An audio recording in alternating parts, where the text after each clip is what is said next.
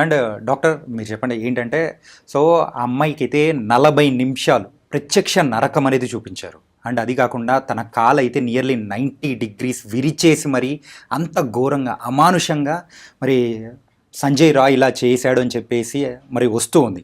So ఇలా చేయడం వెనక సో అసలు మెయిన్ మోటో ఏమై ఉంటుంది అంటే, అది కాకుండా ఇందాక సంజయ్ గారు కూడా చెప్పారు అండ్ మనం కూడా చూసామన్నమాట. సో ఒక డాక్టర్, సో పోస్ట్ మార్టం చేసిన డాక్టరే గోస్వామి అని చెప్పేసి ఆయన బయటకు వచ్చి 151 గ్రామ్స్ మిల్లీగ్రామ్స్ యొక్క సిరం అనేది దొరికింది అని చెప్పేసి అని అన్నారు. Is it possible? సెమెన్ దొరకడం అది ఒక పర్సన్ వల్ల పాసిబుల్ అవుతుందంటారా? మనకు కంప్లీట్గా ఇంతవరకు పోస్ట్ మార్టం రిపోర్ట్ అయితే బయటికి రాలేదు. ఈ పోస్ట్ మార్టం చెప్పిన వాళ్ళు ఎవరంటే మీడియాలో పిక్చర్స్ చూసి అవి చూసి చెప్పిన వాళ్ళు తప్పితే యాక్చువల్గా అసలు పోస్ట్ మార్టం అనేది బయటికి రాలేదు. సో అది వస్తే కానీ మనము చెప్పలేమన్నమాట. సో అది పెద్ద కష్టమే కాదు. So DNA analysis report 3 days కి వస్తుంది. జనరల్ గా అంటే అది అప్రాక్సిమేట్ ఇప్పటి వరకు జరిగి నియర్లీ 8-9 days అవుతుంది. ఓరల్ రిపోర్ట్ ఇస్తారు. ఓరల్ రిపోర్ట్ ఇస్తారు. Forensic it will take 15 to 20. Oral report మనకు ఎగ్జామినేషన్ చేసినప్పుడు ఇస్తారు. పోస్ట్ మార్టం చేసినప్పుడు oral report cause of death కానీ. అండ్ దాంతోపాటు కూడా ఏంటంటే ఇన్సిడెంట్ జరిగిన తర్వాత రోజే అంటే ఏదైతే ఇన్సిడెంట్ జరిగిన ప్లేస్ ఉందో దాని పక్కనే రెనోవేషన్ చేయడం అనేది కూడా జరిగింది. అంటే అక్కడ ఉన్న సాక్ష్యాలను కూడా చెరిపేయడానికి కూడా ఒక పాసిబిలిటీ అనేది అయ్యుండొచ్చు కదా. దాన్ని ఏమంటున్నారంటే, మేము రెస్ట్ రూములు లేవు అన్నారు, ఆడపిల్లలు పోయి సెమినార్ హాల్లో పడుకున్నారు, అందుకే జరిగింది అంటున్నారు. అంటే అందుకోసం కట్టామంటున్నారు. అంతేనా? ముందు నువ్వు నేరాన్ని ఆధారాన్ని కలెక్ట్ చేసి ఇవ్వడం, ఇన్వెస్టిగేషన్కి కోఆపరేట్ చేయడం ముఖ్యమైన విషయం. అప్పటికప్పుడు అప్పటి వరకు పట్టించుకొని రూమ్ల కన్స్ట్రక్షన్ అప్పుడే కట్టాలా? వీళ్ళు పోయి అక్కడ సామాన్యులు పేషెంట్స్ ఉంటారండి, యాజిటేటర్స్. ఆ మూకదాడి కూడా కరెక్ట్ కాదు. గవర్నమెంట్ హాస్పిటల్స్ మీద మూకదాడి ఏ కార్పొరేట్ హాస్పిటల్ మీద జరుగుతుందా అండి? అంటే ప్రజలు ఉన్మాదులా, వాళ్ళని నడిపించే వాళ్ళు ఉన్మాదులా? అంటే ఖచ్చితంగా మోటివ్స్ ఉన్న వాళ్ళు ఉంటారు ఎప్పుడు కూడా. మీరు ఉస్మానియా గాంధీ నీలోఫర్ తీసుకోండి, ఎందుకు జరుగుతాయండి మూకదాడులు? ఇంతకన్నా ఎక్కువ ప్రాణాలు పోతాయి కార్పొరేట్ హాస్పిటళ్లలో. పేద ప్రజల చేతులు పట్టుకునే డాక్టర్లు వీళ్ళే. పేద ప్రజలకు వైద్యం జరిగేదే ప్రభుత్వ హాస్పిటల్. కానీ మీడియా కూడా అక్కడ అంతా చచ్చిపోతారు, అక్కడికి వెళ్తే చచ్చిపోతారంటే ఆ ఇన్సిడెంట్స్ని ఫోకస్ చేసినట్టుగా కార్పొరేట్ హాస్పిటల్స్ ఇన్సిడెంట్స్ని ఫోకస్ చేయరు. కాబట్టి ఇవన్నీ ఉన్నాయి. అక్కడ కూడా మూగదాడి వెనక ఏదో ఉంది. ఆ మూగదాడి అంత ఇన్సిడెంట్గా ఎట్లా జరుగుతుందండి? ఇన్స్టెంట్ గా జరుగుతుంది మూకదాడి. పేషెంట్లు అల్లాడిపోయారు, ఆ డాక్టర్లు తమ కొలీకి జరిగిన అన్యాయానికే మాట్లాడతారా, తమ మీద జరిగిన దాడిని ఎదుర్కొంటారా? ఈ సిచ్యువేషన్ ఎందుకు వస్తుంది? ఇవన్నీ కూడా ఆలోచించాలి, చర్చించాలి. బేసిక్గా అసలు ఫారెన్సిక్ రిపోర్ట్ ప్రకారము సో ఎంతమంది ఉన్నారు అనేది కనుక్కోవడం పెద్ద విషయమే కాదు, చాలా ఈజీ. సో అంత టెక్నాలజీ ఉంది మన దగ్గర. సెమెన్ అనాలిసిస్ ఉంది, డిఎన్ఏ అనాలిసిస్ ఉంది, అంతమంది అవసరం లేదు. అక్కడ దొరికిన హెయిర్ స్ట్రాండ్స్ని బట్టి కూడా మనము డిఎన్ఏ అనాలిసిస్ చేయొచ్చు. సో బేసిక్గా ఏంటంటే ఇప్పుడున్న టెక్నాలజీ యూజ్ చేసి ఎంతమంది ఉన్నారు, ఎంతమంది ఇన్వాల్వ్ అయినారు అని కనుక్కోవడం అది పెద్ద విషయమే కాదు. కరెక్ట్. కాకపోతే ఇంత టెక్నాలజీ పెరిగిన తర్వాత కూడా ఇప్పటికీ దాని గురించి ప్రాపర్గా బయటికి ఒక్క ఇన్సిడెంట్ అనేది ఏంటంటే ఒక్క విషయం అనేది కూడా బయటికి రానియట్లేదు. అసలు ఎందుకు ఇలా జరుగుతుంది సార్? అంటే దీని వెనకాల ఏదో పెద్ద కుట్ర ఉందనే మనం భావించవచ్చు అంటారా? ఇట్లాంటి సంఘటనలు జరిగినప్పుడు ఏంటంటే ప్రభుత్వాలకు చెడ్డ పేరు వచ్చే అవకాశం ఉంటుంది. కాబట్టి వాళ్ళు ఏమన్నా ఉండొచ్చు, మనం ఖచ్చితంగా ఏం చెప్పలేము. ఎందుకంటే అంత పెద్ద రాష్ట్రము, ఒక రాష్ట్ర ముఖ్యమంత్రి లేడీ ఉన్న డైనమిక్ లేడీ అంటారు జనరల్ ఇండియాలో అని. అంత పెద్ద డైనమిక్ లేడీ ఉన్న ఒక రాష్ట్రంలో, అంత పెద్ద కలకత్తా సిటీ, అంత ఫేమస్ సిటీలో ఒక గవర్నమెంట్ హాస్పిటల్లో అత్యంత దారుణంగా చంపడం అనేది, అది కూడా రేప్ చేసి చంపడం అనేది, దానిపైన గవర్నమెంట్కు మచ్చ వచ్చే అవకాశం ఉంటుంది, శాంతి భద్రతల మీద ఎఫెక్ట్ పడుతుంది, ఇన్వెస్ట్మెంట్ల మీద ఎఫెక్ట్ పడుతుంది. There are so many issues involve in it. So వాటి నుంచి కప్పిపుచ్చుకోవడానికి ఏమన్నా ప్రభుత్వ పెద్దలు చేసి ఉండొచ్చు. అట్లా సామాన్య వ్యక్తికి అది హెరిటేజ్ హాస్పిటల్ దాని పేరు అన్నీ ఉంటాయి కాబట్టి దాన్ని వాళ్ళు ఏమన్నా చేసి ఉండే అవకాశాలు ఉంటాయి జనరల్గా. అంటే ఇక్కడ ఒకటండి, అతను ఆ రాయ్ మీద వేసుకుంటున్నాడు అంటే అతను చూడండి బిందాస్గా నేనే చేసిన చంపుతారా, ఏం చేస్తారో చేయండి అని. అతని మానసిక స్థితి అనేది కూడా చూస్తే ఒక వ్యక్తి చేయడానికి అవకాశం ఉందా ఇది పరిశీలించాలి. ఆ మల్టిపుల్ అతను బాక్సర్ అట అన్ని ఎట్లా చెప్పేస్తున్నారంటే అటు బాక్సరు కాబట్టి కొట్టేసిండు, అతను మగోడు కాబట్టి చేసేసిండు అంటే ఇది కాదండి. ఎందుకంటే డాక్టర్లు కూడా అంగీకరించలేని విషయం ఇప్పుడు వరకు ఉన్న ఆధారాల మేరకి జరుగుతున్న మెడికల్ ఎనాలిసిస్లో చాలా అంశాలు అక్కడ రేజ్ అయినాయి. వాటిని అడ్రస్ చేసే విధానంగా ఉండాలి ప్రభుత్వాలు కానీ పోలీసులు కానీ. అట్లా లేరు అక్కడ. ఎంతసేపు కప్పిపుచ్చడానికి కన్విన్స్ చేయడానికి ఒక ప్రయత్నం జరుగుతుంది కదా, అది అనుమానాస్పదంగా ఉంది. వీడు వచ్చి నేనే నేనే నేనే నేనే అని ఎట్లా చెప్తాడు? అదేదో ఘనకార్యమైనట్టు. సిగ్గుపడ్డం చేత అవద్దా మనుషులకి? అంత సిగ్గు తప్పిన వాళ్ళని ఆడ పెడతారా? అంతకన్నా వాడు వెకిలిగా మాట్లాడుకుంటూ పోయాడు ప్రిన్సిపల్. మధ్యలో ఇంకా కొంతమంది వ్యక్తులు ఉన్నారు. అంటే ఆ ప్రిన్సిపల్ చుట్టూ ఒక లాబీ ఉంది. ఆ లాబీలో ఉన్న వ్యక్తులు ఆల్రెడీ చాలా ఇన్సెన్సిటివ్ యాటిట్యూడ్స్తో violation of human rights, violation of employees rights, violation of the colleagues doctors రైట్స్లో వాళ్ళు పేరు పొందారు ఇప్పటికే. కాబట్టి ఆ లాబీ సంగతి ఏంటి?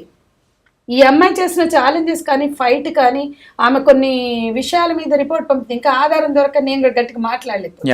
వింటున్నది ఏంటంటే అక్కడ అవయవ మార్పిడిలో ఏదో అవకతవకలు జరిగితే ఆ అమ్మాయి ఏదో రాసింది రిపోర్ట్ ఎవరికో అని ఒకటి వినపడుతోంది. అదైతే నాకు ఇంకా మిగతా అన్ని అంటే కొన్ని రూమర్స్ అయితే వస్తున్నాయి మ్యామ్. ఏంటంటే అక్కడ ఉన్న ప్రిన్సిపల్ అంటే అటు సైడ్ నుంచి ఆ యాంగిల్ అనేది కూడా తీసుకుంటే ఏంటంటే ఒకటి మెడికల్ మాఫియా దానికి సంబంధించి, దాంతోపాటు ఆ కాలేజ్లో సో డ్రగ్స్ దానికి సంబంధించి కూడా జరుగుతుంది అని ఒకటి. ఇంకొకటి ఏంటంటే మనీ తీసుకొని ఆ స్టూడెంట్స్ని పాస్ చేసే అని చెప్పేసి ఒక కరప్టెడ్ ప్రిన్సిపల్ అని చెప్పేసి అక్కడ ఉన్న వాళ్ళు కూడా కొంతమంది ఆరోపణలు అనేది చేస్తూ ఉన్నారు. సో ఇన్ని వస్తూ ఉన్నప్పుడు ఖచ్చితంగా ఒక అనుమానం అనేది రైస్ అయినట్టే కదా. సో ఫింగర్స్ అనేది కూడా అటు సైడ్ వెళ్ళిపోయినట్టే. డెఫినెట్లీ. మరి అలాంటి పర్సన్, ఇలాంటి కరప్టెడ్ పర్సన్ సూసైడ్ అని చెప్పేసి అంటే ముందుగానే ఏం తేల్చకుండానే ఏం చెప్పకుండానే ఇన్సిడెంట్ జరిగిన అంటే ఆ రోజే ఎందుకు అలా చెప్పగలుగుతారు సార్? సూసైడ్ అని ఎలా డిక్లేర్ చేయగలుగుతారు? ఎవరు చెప్పారో కూడా కనుక్కోండి. ఫస్ట్ ఆ ప్రిన్సిపల్ చెప్పాడు. ప్రిన్సిపలే చెప్పింది ఆ సూసైడ్ అనే మాట మొదలు ప్రింట్ మీడియా వాళ్ళు ఎవరో వెళ్తే ఇది సూసైడ్ కేసు అని చెప్పారు. ఈవెన్ పేరెంట్స్ కూడా అదే చెప్పేశారు. పేరెంట్స్ అదే చెప్పారు. వాళ్ళు చెప్తున్నారు, ఇప్పుడు పేరెంట్స్ మాట్లాడుతున్నారు కదా. అంత బుర్ర తక్కువ వాళ్ళ ఆ డాక్టర్లు, వాళ్ళు by profession they are doctors. Suicide అంటే అన్ని చోట్ల గీరుకుని, కొట్టుకుని, పొడుచుకుని, గుడ్లు పొడుచుకుని, కాలర్ బోన్లు ఎరగొట్టుకుని, అదేం గ్లాండ్ అని పగిలిపోయి, థైరాయిడ్ గ్లాండ్ పగిలిపోయి గిన్నె చేసుకుని నువ్వు చచ్చిపోతారా అంటే ఎవరైనా? లేదు సార్. దీనికి డాక్టర్ భరద్వాజ్ గారు మీరేం చెప్తారు అసలు? అంటే అంత ఈజీగా సూసైడ్ అని చెప్పేసి డిక్లేర్ చేసేంత అంటే అంత ఈజీనా? లేదు, అసలు కుదరదు. సో మనము ఎప్పుడైతే ఫారెన్సిక్ టీమ్ ఎంటర్ అవుతుందో క్లియర్ కట్గా వాళ్ళ మొత్తం ఇన్ఫర్మేషన్ ఇస్తారు. సో ఇప్పుడున్న టెక్నాలజీ ప్రకారం, ఇప్పుడున్న నాలెడ్జ్ ప్రకారము సో అది సూసైడా, ఎంతమంది ఇన్వాల్వ్ అయ్యారు, అసలు ఏమేమి జరిగింది, ఏ టైంలో ఏం జరిగింది అని తెలుసుకోవడం అసలు చాలా ఈజీ. అది పెద్ద కథనే కాదు. సో ఇక్కడ జరిగింది ఏంటంటే మెయిన్గా సో ప్రజలు కానీ లేకపోతే ఆపోజిట్ పార్టీస్ ఉంటాయి కదా, సో వాళ్ళు ఏం చేయాలంటే ఇటువంటివి జరిగినప్పుడు ప్రభుత్వానికి సపోర్ట్ చేయాలి. సో ఎప్పుడైతే ప్రభుత్వానికి ఆపోజిట్గా చెప్తారో ఇది మొత్తం ప్రభుత్వమే చేసింది, వాళ్ళు కూడా డిఫెన్స్లోకి వెళ్తారు. సో ప్రభుత్వము ప్లస్ అదేవిధంగా ఎవరైతే అపోజిషన్లో ఉంటారో ప్లస్ ప్రజలు ప్లస్ మీడియా ఏంటంటే they have to support the గవర్నమెంట్కి సపోర్ట్ చేసినప్పుడు అది ఓపెన్గా వచ్చి చేస్తుంది. ఎప్పుడైతే గవర్నమెంట్ ప్రతి ఒక్కటి ఆపోజిట్గా చెప్తారో వాళ్ళు కూడా డిఫెన్స్లోకి వెళ్తారు. సో అది మనం జాగ్రత్తగా ఉండాలి, గవర్నమెంట్కి సపోర్ట్ చేయాలి. సో ఎప్పుడైతే గవర్నమెంట్ కరెక్ట్ స్టేట్మెంట్స్ ఇస్తుందో దానికి సపోర్ట్ చేస్తూ ఉండడం మెయిన్ అని నా ఉద్దేశం. వాళ్ళు తప్పు చెప్పినప్పుడు కూడా ప్రశ్నించాలి కూడా.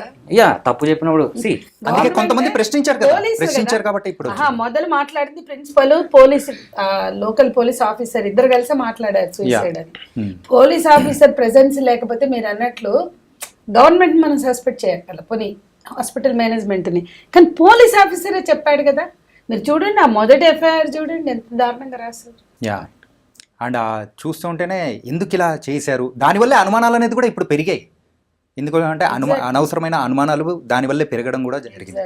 అండ్ నాగేశ్వరరావు గారు ఏంటంటే పీస్ఫుల్గా ప్రొటెస్ట్ చేస్తున్న చాలామంది డాక్టర్స్ కానీ అక్కడ వర్క్ చేస్తున్న చాలామంది వాళ్ళ మీద గుండాలు అట్లా దాడి చేయడం కానీ అసలు ఇది దేనికి అంటే ఏ రకంగా తీసుకోవచ్చు అంటారు? ఫెయిల్యూర్ ఆఫ్ గవర్నమెంట్ అంతే. ఇంకా అంత పెద్ద సంఘటన జరిగినప్పుడు గవర్నమెంట్ చేతిలో ప్రతి ఒక్కటి ఉంటుంది, ప్రతి ఇన్ఫర్మేషన్ ఉంటుంది, ఇంటెలిజెన్స్ వ్యవస్థ ఉంటుంది, పోలీస్ బలగాలు ఉంటాయి. అక్కడ ప్రొటెస్ట్ చేసేటప్పుడు ఏదైనా జరిగే అవకాశం ఉంటుంది. కాబట్టి భారీగా బలగాలను మోహరించి దాన్ని అదుపు చేయాల్సిన బాధ్యత ఎప్పుడు ప్రభుత్వాందే ఉంటుంది. అది ప్రభుత్వ బాధ్యత కూడా. ఎందుకంటే ఒక అత్యంత ఆ సంఘటన జరిగినప్పుడు దాన్ని అదుపు చేయాల్సిన బాధ్యత కూడా ప్రభుత్వాందే. అక్కడైతే క్లియర్ కట్ దట్ ప్రభుత్వ వైఫల్యమే అది. ఎందుకంటే కలకత్తా హైకోర్టు కూడా చాలా స్పష్టంగా వ్యాఖ్యానించడం జరిగింది దానిపైన. అది ప్రభుత్వం బాధ్యత వహించాల్సిందే దానికి. అండ్ ఇంకోటి ఏంటంటే ఆ 6 days అనేది కూడా కోల్కతా పోలీసులు ఏం చేయలేక సిబిఐకి అప్పగించడం అనేది కూడా, అంటే ఇది కూడా ఒక రకమైన దీని వెనకాల demand from the public and other issues. ఎందుకంటే దానికి సరైన, అంటే ఇప్పుడు ఒక సంఘటన జరిగిన తర్వాత సరైన ఇన్ఫర్మేషన్ అనేది అవైలబుల్ లేదు, ఎగ్జాక్ట్లీ ఇన్ఫర్మేషన్ లేదు. ఇంతకుముందు మనం మాట్లాడుకున్నట్టు దాన్ని సూసైడ్ అనటము, లేకపోతే ఇంకోటి అనటము, XYZ ఈ రకరకాల డీవియేషన్స్ జరిగినప్పుడు ఏంటంటే ఫ్యాక్ట్స్ అనేటివి కరెక్ట్ రావటం లేదు ఎక్కడ కూడా.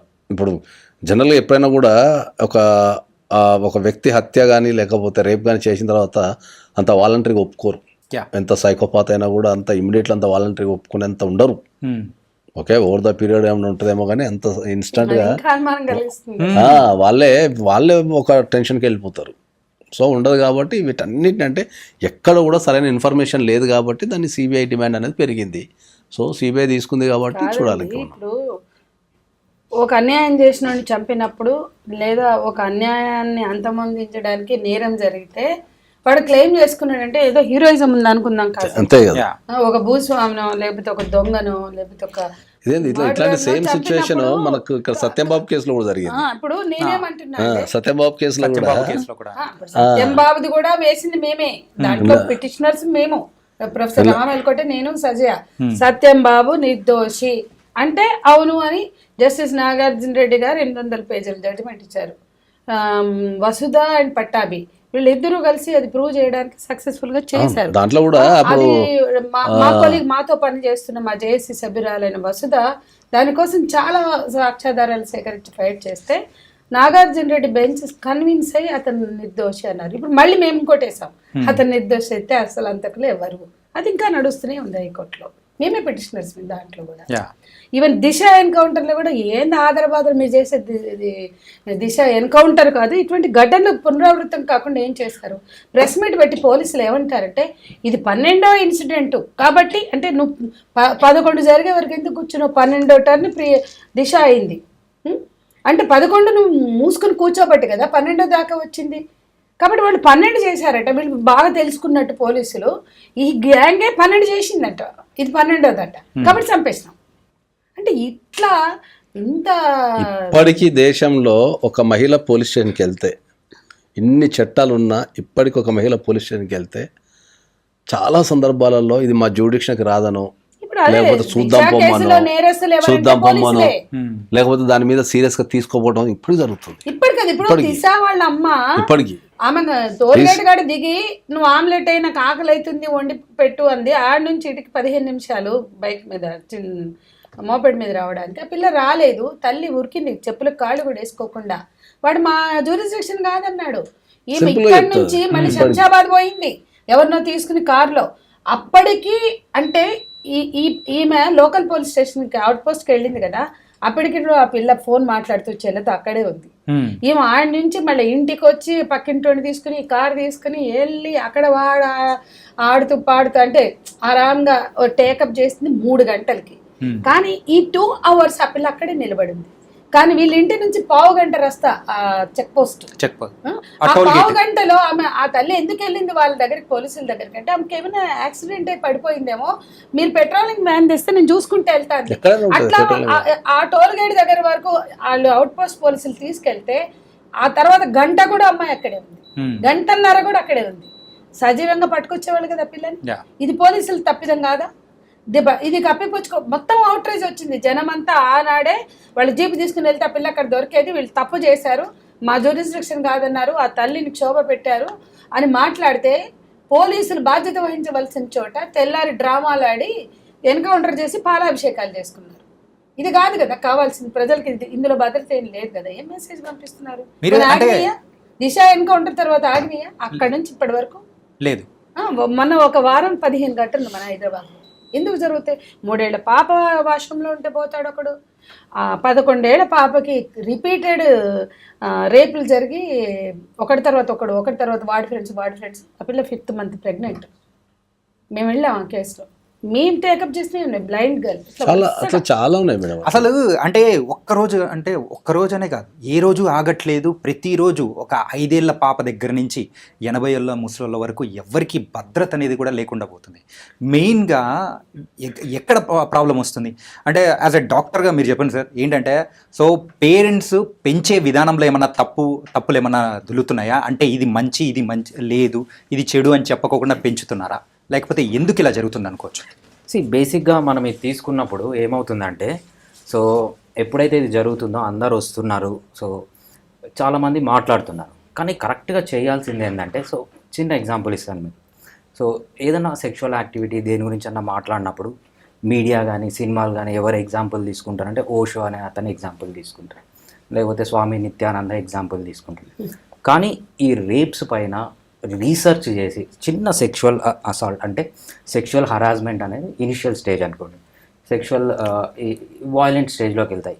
దీని మధ్యలో చాలా ఉంటాయి, అంటే చాలా different modes of sexual harassment కానీ సెక్షువల్ అసాల్ట్ కానీ చాలా ఉంటాయి. సో వీటిపైన అంతా రీసెర్చ్ చేసిన సైంటిస్టులు చాలామంది ఉన్నారు. సో దీంట్లో టాప్ సైంటిస్ట్ వచ్చి మనకి యూఎస్లో ఉంటాడు, ఆయన పేరు డేవిడ్ బస్. సో ఎంతమందికి తెలుసు డేవిడ్ బస్ అనే అతను? సో ఆ డేవిడ్ బస్ అనే అతను జనరల్ పబ్లిక్ కోసం బుక్స్ రాశారు. సో దాన్ని యూకేలో పబ్లిష్ అయింది, యుఎస్లో పబ్లిష్ అయింది. సో ఆ బుక్ పేరు వచ్చి when men behave badly. So ఆ బుక్ అనేది చాలా మంచి బుక్. ఎంతమంది ఆ బుక్ చదివారు? సో ఒక మదర్ చదవచ్చు, ఒక ఫాదర్ చదవచ్చు, ఒక టీచర్ చదవచ్చు, ఒక ఇన్స్టిట్యూషన్లో ఉన్న హెడ్ చదవచ్చు. ఆ బుక్లో ఏముంటుందంటే డీటెయిల్ అనాలిసిస్ ఉంటుందంట, సైంటిఫిక్ ఆల్మోస్ట్ 30 years రీసెర్చ్ చేసి రాసిన బుక్ అనమాట. సో ఎలా పేరెంట్స్ ఎటువంటి జాగ్రత్తలు తీసుకోవాలి, ఇన్స్టిట్యూట్స్ ఎటువంటి జాగ్రత్తలు తీసుకోవాలి, ఫాదర్ ఎటువంటి జాగ్రత్తలు తీసుకోవాలి, మదర్. సో డీటెయిల్గా చిన్న సెక్షువల్ హరాస్మెంట్ నుంచి సీరియస్ వరకు ఎలా హ్యాండిల్ చేయాలని నీట్గా రాశారనమాట. సో ఇప్పుడు యూఎస్లో వాళ్ళు ఏం చేస్తున్నారంటే చాలా కాలేజెస్ కానీ ఆయన రాసిన బుక్స్ని ఇంప్లిమెంట్ చేస్తున్నారు. కానీ ఇండియాలో ఏం చేస్తున్నారు, ఎప్పుడైనా జరిగినప్పుడు ఏ బాబాని పిలిపిస్తున్నారు, లేకపోతే జ్యోతిష్యుని పిలిపిస్తున్నారు, వీళ్ళ ప్రకారం చేస్తున్నారు. ఎంతమందికి తెలుసు డేవిడ్ బస్ అనే అతను? ఆయన రాసిన బుక్స్ కరికులంలో పెట్టాలన్న డిమాండ్ ఎప్పటి నుంచో ఉంది. మనం అది పొద్దున ప్రేయర్ చేసినప్పుడు ఒక 5 minutes చెప్పినా సరిపోతుంది పిల్లలకి. ఇప్పుడు అంటే మోరల్ ఎడ్యుకేషన్ గతంలో ఉండేది, ఇప్పుడు లేదు. రెండోది, ఇప్పుడు మన కరికులంలో సెక్షువల్ హెరాస్మెంట్ జస్టిస్ నిర్భయ ఘటన తర్వాత నిర్భయ చట్టం వచ్చింది. దానికి ముందు జస్టిస్ వర్మ కమిటీ సిఫార్సులు అని చెప్పిన పాయింట్స్ అన్నీ ఉన్నాయి. చాలా అద్భుతంగా ఈ ర్యాగింగ్ ఏంది, ఈ టీజింగ్ ఏంది, యాడమీయుల సరసమా, బావమర్దల సరసమా, ఈ టీజింగ్ ఏంటి, అది లైంగిక వేధింపు అనాలి. లైంగిక వేధింపు, అంటే sexual harassment, sexual attack, sexual abuse, sexual అట్రాసిటీగా దాన్ని 4 partsగా చేశారు. ముందు ఇందాక నేను అనుకుంటా లైంగిక వేధింపులే తర్వాత అట్రాసిటీకి మారుతాయి. సో లైంగిక సెక్షువల్ హెరాస్మెంట్ వదిలేస్తే అబ్యూస్ అవుతుంది, అబ్యూస్ వదిలేస్తే ద నెక్స్ట్ లెవెల్ అటాక్ అవుతుంది, ఆ నెక్స్ట్ లెవెల్ అట్రాసిటీ అవుతుంది. వాటిని చాలా స్పష్టంగా ప్రభుత్వ ఉద్యోగులు చేస్తే పెద్ద మామూలు వాళ్ళు చేసిన కన్నా తీవ్రమైన నేరం. ఆ తర్వాత పోలీస్ కానీ అంటే కంచె చేనం వేసినట్టుగా ప్రభుత్వ యంత్రాంగాల్లో రక్షణ కోసం పనిచేసే యంత్రాంగాలు ఉంటాయి, వాళ్ళు చేస్తే మరింత తీవ్రమైన నేరంగా ఉండాలని శిక్షలు కూడా ప్రతిపాదించాడు. టిల్ డెత్ కూడా మీరు లైఫ్ వేయాలంటాడు ఆయన. మరీ సివియారిటీ క్రైమ్ అంటే డెత్ వేయచ్చు అంటారు వర్మ కమిటీ సిఫార్సు. అవి ఎక్కడ ఇంప్లిమెంట్ చేస్తున్నారు, వాటిని ఎక్కడ అసలు అర్థం చేయిస్తున్నారు? మేమేమంటున్నామంటే ఏదైనా జరగంగానే ప్యానిక్ అయిపోయి ఉరిశిక్షలు ఎన్కౌంటర్లు అని ఊగడం కాదండి, ఆలోచింప చేయాలి కదా. Rape is not men's choice. ఎక్కడున్నా ఉండని, ఎప్పుడన్నా ఉండని, ఎట్లన్నా ఉండని, అమాయకంగా ఉందా, ఒంటరిగా ఉందా, బట్టలు ఎక్కువ వేసుకుందా, తక్కువ ఉందా, అరే నువ్వెవడివ్వాయి నువ్వు చేయడానికి?